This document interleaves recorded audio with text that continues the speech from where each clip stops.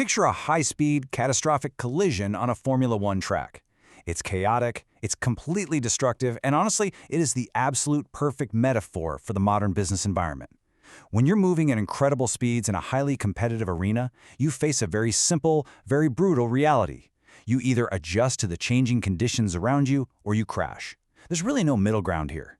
So today, we are looking at exactly how organizations avoid hitting that wall by mastering the core engine of their survival. And that brings us to the ultimate high-stakes question. It's the one that keeps literally every CEO, founder, and manager awake at night. Will we still be relevant? You see, it really doesn't matter how successful you were yesterday or last quarter or even last year. If your core business mechanics can't adapt to entirely new realities, your relevance is just going to evaporate. Understanding how to sustain that relevance over time is quite simply a matter of pure survival. Welcome to our explainer. I'm absolutely thrilled to take you on a highly focused, structured deep dive today.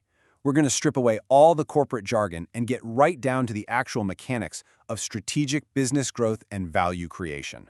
We are demystifying the business model, taking it all the way from foundational theory straight into a massive real-world application. Here's a quick look at our roadmap for today. We'll start by framing a different business challenge, then clearly define what a business model actually is. From there, we'll evaluate growth and strategy before applying everything we've learned to a fascinating case study on Ryanair. Finally, we'll deconstruct the flywheel that makes their operations so successful. Okay, let's dive right into Section 1, a different business challenge. The very first thing we need to wrap our heads around is the fundamental hurdle of continuous value creation. So imagine an impeccably set restaurant for a second. You've got crisp white tablecloths, perfectly arranged glassware, soft lighting, but completely empty seats. This perfectly illustrates the abstract concept of losing relevance. I mean, you can have the absolute nicest decor in the entire city and a brilliant world-class menu. But if you aren't adapting to what the customer actually wants or needs right now, you capture zero value. An empty seat has lost value. It's basically the quiet, slow, agonizing version of that dramatic Formula One crash we talked about earlier. To avoid those empty seats, we need to move to Section 2, defining the business model. We need to look at the actual mechanism of profit. But first, we really have to clear up a massive, incredibly common misconception. So, the crucial point is distinguishing between two terms that people constantly use interchangeably: business model and business plan. They are absolutely not the same thing. On one hand, a business plan is simply a document. It's a stack of paper presenting your strategy and your expected financial performance for the years to come. People love business plans, right? Because they're tangible, they're full of projections and fancy charts. But on the other hand, the business model is the actual mechanism. It is the gears generating your profit. It's the beating heart at the absolute center of that business plan. You can have a beautifully formatted, heavily researched 50-page business plan, but if the business model inside it is broken, the entire plan is essentially worthless. Let's anchor this in the formal definition. A business model describes the rationale of how an organization does three distinct things: how it creates value, how it delivers that value, and how it captures value. And hey, this isn't just about money either. A nonprofit capturing social impact or a museum capturing cultural value still relies entirely on a functional model to survive. Now, the real magic happens when you start tinkering with this rationale. This continuous process of constructing and modifying your mechanism, that's called business model innovation, and it's a massive part of ongoing business strategy. So, if the model is the mechanism, how do organizations actually test it out? That brings us to Section 3, evaluating growth and strategy. Let's look at the actual framework businesses use to evaluate new ventures and measure success. When you're evaluating any kind of growth option, you have to subject your business to a core strategic interrogation. Ask yourself these rapid-fire questions. First, where exactly is value being created in the business? Next, who precisely will be the customer? What specific pain are they experiencing that you, and only you, are perfectly positioned to solve?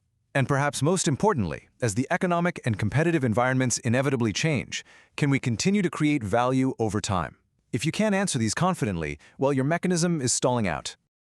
To truly master this, there are a few specific analytical criteria you need to internalize. You must be able to illustrate the stark difference between a dynamic strategy and a static plan. You need to analyze various business models and their distinct revenue streams side by side to see what actually works best. You have to evaluate how to use environmental scamming, which is essentially just reading the room of the broader market, to identify fresh business opportunities way before your competitors do. And finally, you must assess the hard resource implications that come with any growth structure. This is the highly structured, analytical approach required for modern business management. Okay, enough theory. Let's pivot to Section 4, Case Study, Ryanair. We are going to take all these abstract concepts and apply them directly to one of the most ruthless, efficient, value-capturing machines out there. A multi-billion-euro fleet lined up on the tarmac isn't just a collection of airplanes. It's the physical manifestation of a highly tuned business model. Think about it. Ryanair didn't invent air travel. They certainly didn't invent the airplane. But they absolutely innovated the business model of air travel in Europe. They fundamentally changed how value was created, delivered, and captured in that specific market.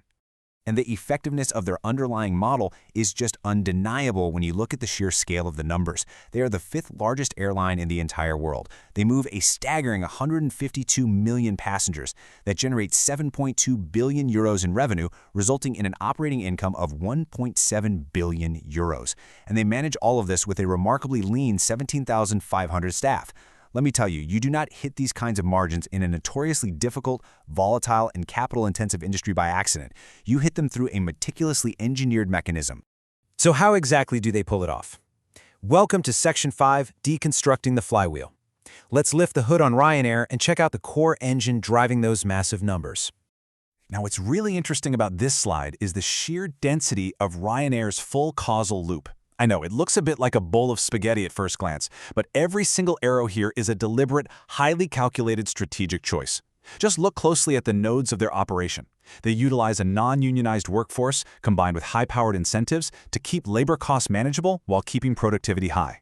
They fly into secondary airports and use Spartan headquarters to keep fixed costs shockingly low. They operate a strictly standardized fleet of Boeing 737s, which ensures high aircraft utilization and simplifies maintenance across the board.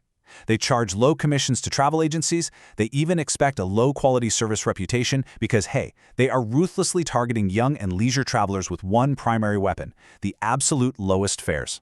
All of these complex, interconnected decisions feed directly into one another to create this incredibly powerful, self-reinforcing system. And this brilliantly illustrates the real genius of the model when we simplify it down to its core engine. If we strip away all those secondary operational details, the elegant, unstoppable loop just reveals itself. It all starts with the lowest fares.